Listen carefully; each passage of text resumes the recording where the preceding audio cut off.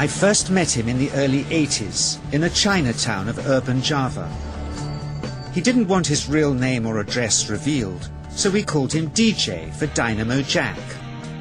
He was only a healer, he said, but he did direct a powerful energy generated from his own body into his patients. Sometimes he used the needles, sometimes just his hands. He called the energy Qi, and it was so strong that he usually needed a grounder to hold his patients' feet. For years we followed him around Java on his healing rounds, pleading to be allowed to film him, but he always refused, saying his powers resulted from a type of meditation with an ancient tradition of secrecy. It was only when my brother Lorne was suffering from a serious eye infection that he finally allowed us to film him in 1987.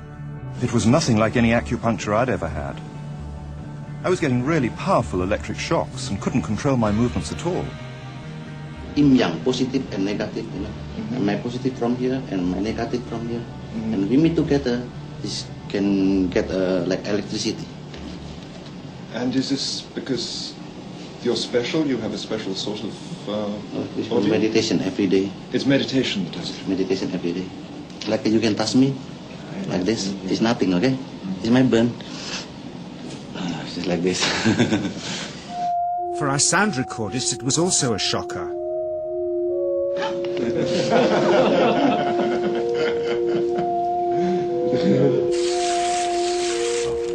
He then took our newspaper outside and showed us how Qi can also be used to set things on fire.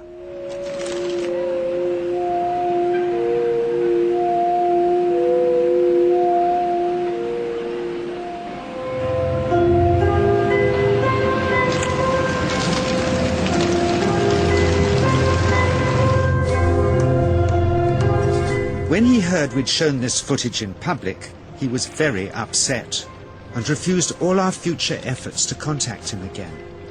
As the years passed, we sadly resigned ourselves to never seeing him again. My brother Lorne never did, for by 1997 he was already dead, when I again found myself with DJ, now treating me for an eye problem. But it wasn't this that brought me back. He had tracked me down out of the blue and invited me to tell me a story.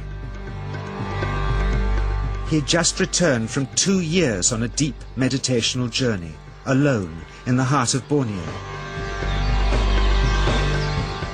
Amongst his revelations, he had seen, he said, how history was moving on into great change, and the old wisdom was vanishing.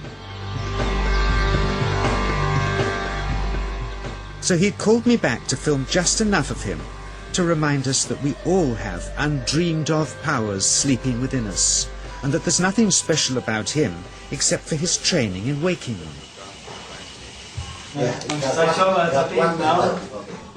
Grounding this patient, my cameraman Joe is having to use all his weight to keep contact. But Qi is pushing him away. He seems able to control the amplitude of this Qi, like a dimmer switch, and it causes uncontrollable responses in the patients and their grounders. I can barely keep my hand on you. It wants to fly off. The electricity is so strong. This mother unwittingly grounds her child. He won't sit still, so she's asked to hold him and grin and bear it. Sometimes signs of this passing energy can be seen in the transmitter too. This Qi stuff is only the surface, he says, of the real adventure beneath, in the meditational technique.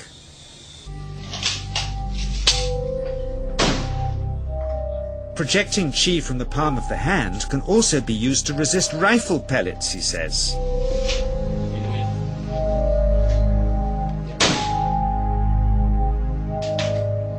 First, you learn to distinguish between yin and yang Qi in your body. Then how to pool it in your navel chakra. Then how to project it, he says. And it's the proportionate mixture between yin and yang which accounts for different effects, like pulling or pushing objects or igniting them. Then he gets really strange. He says that mastering yin qi is the key to the spirit world. There's a long tradition of Indonesian krisis being possessed by spirits. So people bring him their krisis to see if they're duds. Here, he says, he doesn't manipulate matter by projecting mixtures of yin and yang qi. He merely creates a field of yin energy in which, he says, if there's a spirit, it can manifest itself.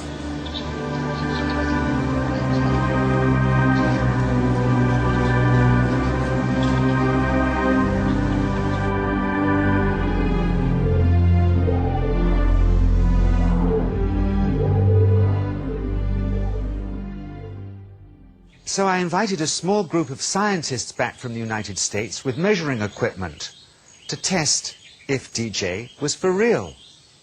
And if so, where might this energy belong on the electromagnetic spectrum? Catherine Cook, CEO of the Mind Science Foundation in Texas. Dr. Roger Nilsson, a Swedish medic and international racing sailor. Dr. Greg Simpson, a physicist from New York's Albert Einstein University, and Andreas Polak, one of DJ's Australian students. The visitors are confident they'll uncover him as a fraud in no time.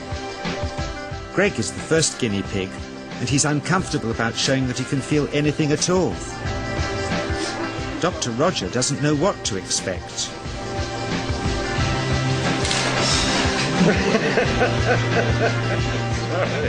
Out comes the metal detector, like the things they use in airports, to see if he has any concealed metal in his body. Then the voltmeter, to try and measure the qi. But how to get it to work? Where's the ground? What settings? DJ suggests that as his negative is his perineum, and his positive is his navel chakra, perhaps that's where the electrode should be attached. He doesn't stand on his dignity.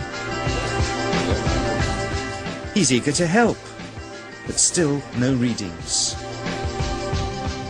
They're getting shocks off his arm, and now they're on the right settings, but the needle still isn't moving. DJ says it isn't electricity, it's qi. It's 1, 2, up. I feel it in my whole body. I feel it at 3, 0.3. I feel it in my legs. Shit. But suspecting there's some tricky setup on his premises they can't find, they insist we all go to a randomly chosen hotel room several miles away to see if he can light a light bulb with his fingers. It doesn't ground on the wall. So Greg holds and grounds one wire, while DJ pumps qi through the other. The bulbs are LEDs, light-emitting diodes, which ignite in different colors according to the intensity of current. Yes. On, off, on. Brilliant. Oh, you're blinking. Things were going well. DJ was enjoying it too, until he invited us all out to lunch at his local, where he tried to push a chopstick through the table. He couldn't get it through the Formica surface, so he came up through an inch of wood from underneath.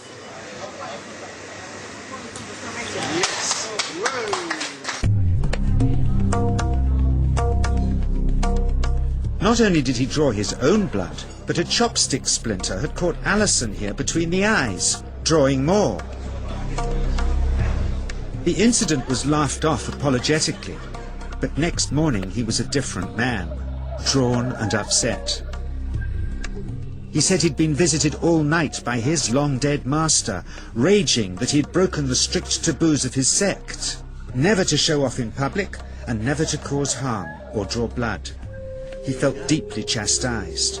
All further testing and filming must end. Never again would he submit to public scrutiny, nor accept any new students. He would sink from sight and continue his healing in obscurity, as he had done since before we met him in the early 80s and had always told us was right.